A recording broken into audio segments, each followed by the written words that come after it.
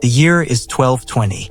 A city sits on the edge of the world, where the desert meets the mountains, where the Silk Road carries silk and spices and stories. The city is called Urgench. It has walls 30 feet high. It has granaries that could feed an army for years. It has warriors who have never known defeat. And it has heard the stories. The stories arrive before the Mongols do. They travel faster than horses, faster than arrows. They move like smoke through the bazaars, whispered by merchants who have seen the ruins. The stories are all the same. They are all different. They are all true. A messenger stands at the city gates. He is Mongol. He is alone. He carries no weapon. He carries something worse. He carries an offer. Surrender now, he says, and you will live. Resist, and you will wish you had died in the first hour. The city elders laugh. They have heard this before. Every conqueror makes promises. Every conqueror breaks them. They kill the messenger. They throw his body from the walls. They prepare for siege. 3 months later, there is no city. There is a river that runs red for days. There are pyramids made of skulls. There are stories that will be told for 800 years. Stories so dark that historians will wonder if they can be true. If any human being could do such things. If the Mongols were men at all or something else. Something that wore the shape of men but had no soul inside.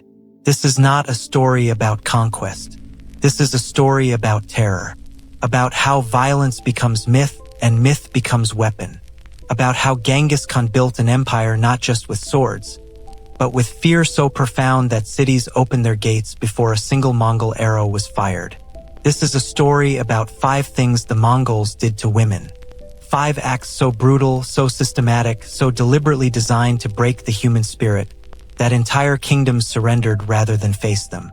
And the question we must ask, the question that haunts every chronicle, every archaeological site, every mass grave uncovered in the steppes, is this: were the stories true, or were they something worse than true? Were they a terror so carefully cultivated that truth no longer mattered? If you are drawn to the histories we fear to remember, the lessons written in blood, then stay. But know this: what follows is not easy. It is not meant to be. The first thing you must understand about the Mongol Empire is that it was not built on hatred. It was built on pragmatism. Genghis Khan did not care about your religion. He did not care about your culture. He cared about one thing: submission. Submit and you lived. Resist and you became a lesson for the next city. But how do you make a lesson that travels faster than your army? How do you make terror that arrives before you do? The Mongols solved this problem in a way no empire had before. They weaponized atrocity. They turned violence into theater. And women, always women, became the stage on which this theater was performed. The first atrocity was the simplest: mass rape after conquest. Not hidden, not denied, systematic, public. The Mongols would take a city, and the first thing they would do before they took the gold, before they burned the temples, was gather the women. All of them, young and old, nobility and peasants. And they would divide them. The beautiful ones, the young ones, they were taken first. The others, they were left for the soldiers. And this was done in the streets, in the courtyards, in the holy places, where everyone could see, where everyone would remember. The Persian historian Juvayni, writing 50 years after the conquest, records it coldly. He says the Mongols treated women like property, like livestock. He says they took them in front of their fathers, in front of their husbands, in front of their children, and the men who tried to stop it were killed first, slowly, so the others would understand. This was not passion. This was not the chaos of battle. This was policy, because the Mongols understood something that other conquerors did not.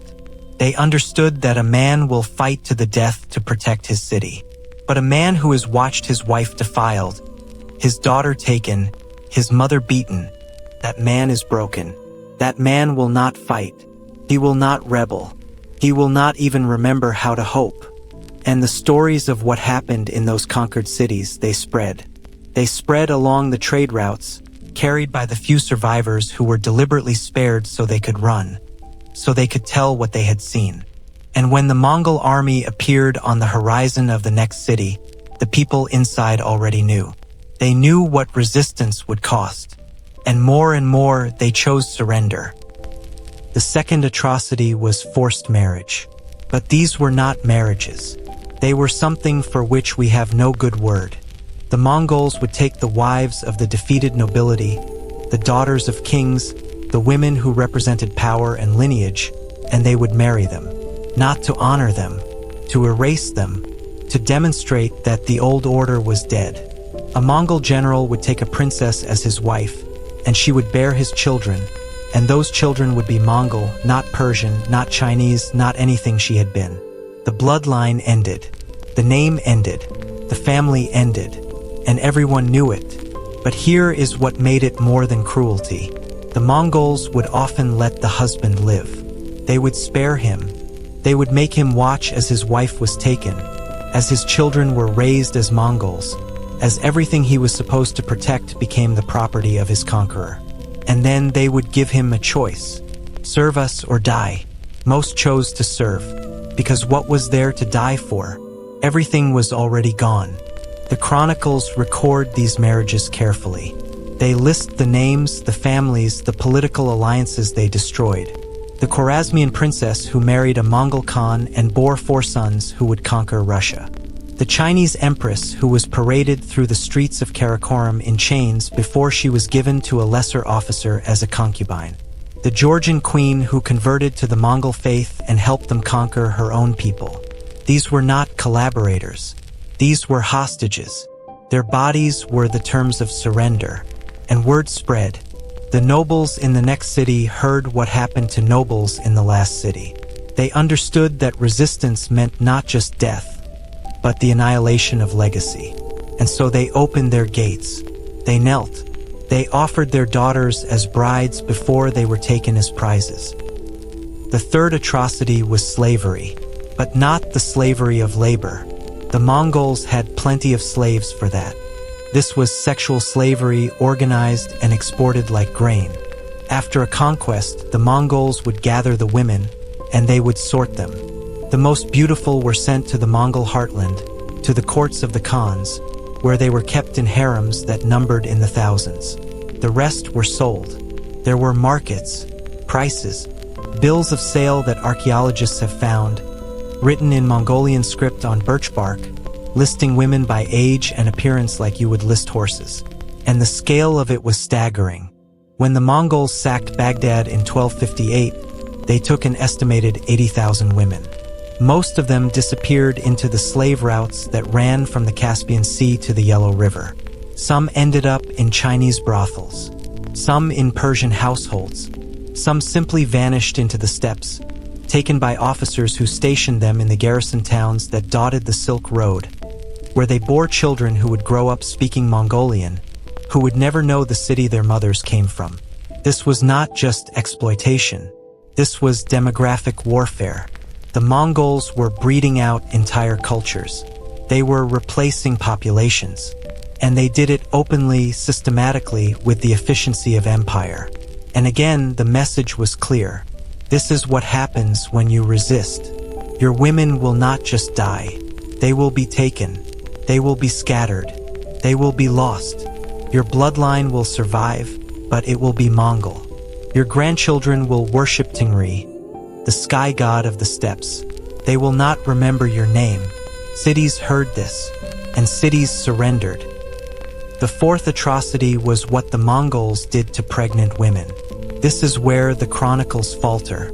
This is where the historians argue about translation, about exaggeration, about whether human beings could really do what the sources claim. But the sources are consistent. From China to Persia to Russia, the accounts are the same. When the Mongols wanted to send a message, when they wanted to demonstrate that mercy was not an option, they would target pregnant women. They would cut them open. They would kill the unborn child in front of the mother before they killed the mother.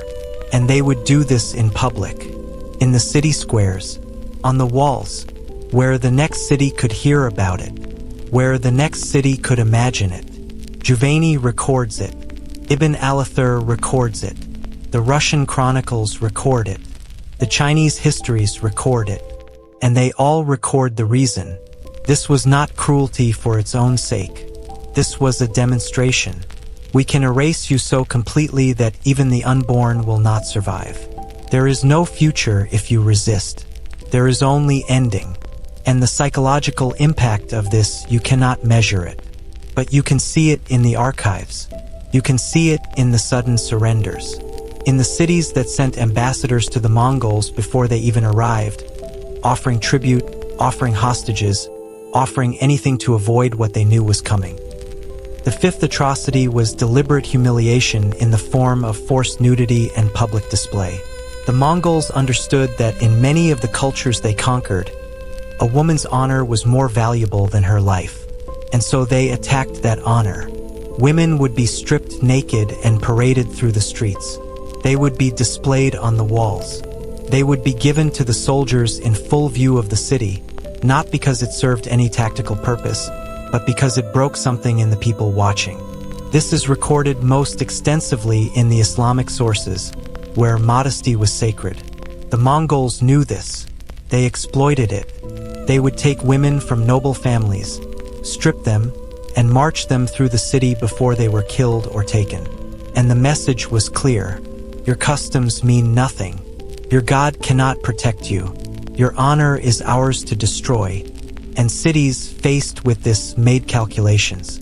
What is the value of pride when weighed against survival? What is the value of resistance when resistance guarantees not just death but desecration? And more, the answer was surrender. But here is where the story turns. Here is where we must ask the question that the chronicles do not answer. How much of this was real, and how much was myth that the Mongols themselves cultivated? Because here is what we know. The Mongol Empire did not have enough soldiers to conquer the world. At their height, they fielded armies of maybe 100,000 men. They conquered territories that held millions. The math does not work unless you account for terror. Unless you account for cities that surrendered without a fight because they truly believed, that the alternative was too horrible to imagine. And the Mongols encouraged this belief. They spared survivors deliberately so they could spread stories. They exaggerated their numbers, their speed, their ruthlessness. They were the first empire to use psychological warfare on a continental scale. And the stories about what they did to women, those were the most effective weapon of all. Because every culture, every religion, every civilization on Earth, they all had one thing in common. They measured honor through women. Protect your women and you were civilized. Fail to protect them and you were nothing. The Mongols turned this belief into a blade. They made the protection of women impossible. And in doing so, they made resistance unthinkable. So when we ask, did the Mongols really do these things? The answer is yes. The archaeological evidence is there. The mass graves are there. The genetic studies show the spread of Mongol DNA across Eurasia in patterns that can only be explained by systematic sexual violence. The chronicles from multiple cultures, written by people who hated each other, all agree on the broad strokes. But the answer is also, it does not matter. Because the power of the atrocity was not in its reality. It was in its reputation. A city that surrendered because it feared the Mongols would rape its women, that city was conquered just as surely as if the rape had happened. The terror was the weapon. The stories were the blade. And this is what makes the Mongol conquests different from every other empire. They industrialized fear. They turned atrocity into strategy. They understood that you do not need to destroy every city if you destroy one city so thoroughly that every other city remembers. By the time Genghis Khan died in 1227, the Mongol Empire stretched from Korea to Hungary. Most of it was conquered without a fight. Cities opened their gates. Kingdoms paid tribute. And the question you have to ask is, what would you have done? If you stood on the walls of your city, and you heard the stories, and you saw the smoke rising from the ruins of the city that resisted, what would you have done? Would you have fought, or would you have opened the gates? The Mongol Empire lasted less than 2 centuries. It collapsed into civil war, into successor states, into history. But the memory of it, the trauma of it, lasted longer. The word Mongol became synonymous with terror. In Europe, they called them the scourge of God. In the Islamic world, they called them the flood. In China, they were the barbarians, the unthinkable force from beyond the Great Wall. And the stories about what they did to women, those stories lasted longest of all. They are still told. They are still remembered. They are still used as warnings, as metaphors, as the ultimate example of what happens when civilization fails. But here is what we forget. The Mongols did not invent sexual violence in war. They did not invent rape as a weapon. They did not invent slavery or forced marriage or public humiliation. Every empire in history has done these things. The Mongols were just more honest about it. They were just more systematic. They turned it into policy instead of pretending it was the unfortunate chaos of war. And maybe that is the real lesson. Maybe the horror we feel when we read about the Mongols is not because they were uniquely evil. Maybe it is because they held up a mirror to what conquest has always been, what empire has always required, what men have always done to women when there is no law to stop them. The cities that surrendered to the Mongols, they were not cowards. They were realists. They looked at what empire demanded, and they made a choice. They chose survival over honor, life over legend, and history does not remember their names, because surrender is not glorious. It is not the stuff of epics, but it is, perhaps, the most human choice of all. If you have stayed with us through this, thank you. These are not easy histories to tell. They are not easy to hear, but they are necessary, because the past is not a fairy tale. It is not a lesson in heroism. It is a record of what human beings do to each other when power is the only law. The Mongols are gone. Their empire is dust.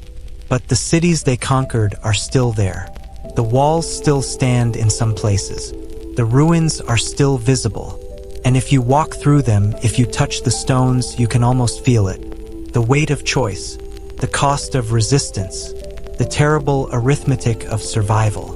And the question they leave us with, the question that has no answer, is this. When does pragmatism become complicity? When does survival become surrender? When does the choice to live become the choice to forget? The women who suffered under Mongol rule cannot answer. They have been silent for 800 years. Their graves are unmarked. Their names are lost. Their stories were told by men, for men, as warnings and weapons. But the choice they represent, the impossible choice between death and dishonor, between resistance and survival, that choice is still with us. It is in every war, in every conquest, in every moment when power makes demands that cannot be refused. The Mongols understood this. They built an empire on it. They made terror so complete, so inescapable, that surrender became rational. And in doing so, they revealed a truth that we still struggle with, that there are fates worse than death. And sometimes the cruelest thing an empire can do is make you choose. The stones remember, the steps remember, and if we are honest, we remember too. Because the Mongols did not just conquer cities. They conquered the idea of resistance itself. They made it unthinkable, and that is a conquest that never ends.